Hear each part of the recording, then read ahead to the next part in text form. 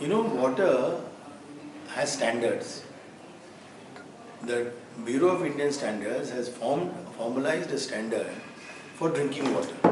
But because drinking water is not mandated in terms of its standard being given, today none of the municipalities or service providers who are making consumers accessible to water be governed by any standard.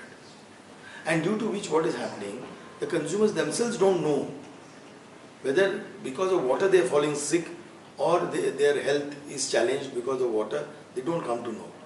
So there is a great need, in our country to empower the consumers again in terms of getting their water tested which they get to drink. And what we found, to our surprise, we did certain pilot in, Rajasthan, we did some pilot in Uttar Pradesh, we went to the villages.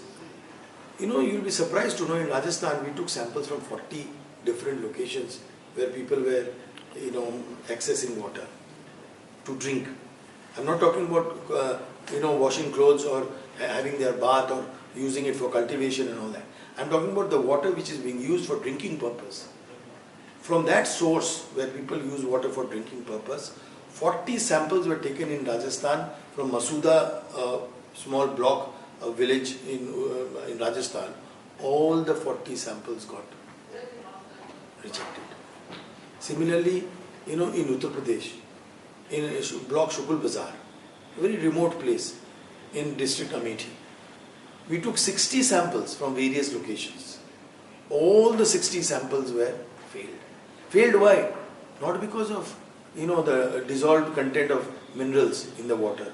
It failed only because of the microbiological contamination, the pathogens which were there, which is very, very harmful for health. That is the main disease carrier in a human being.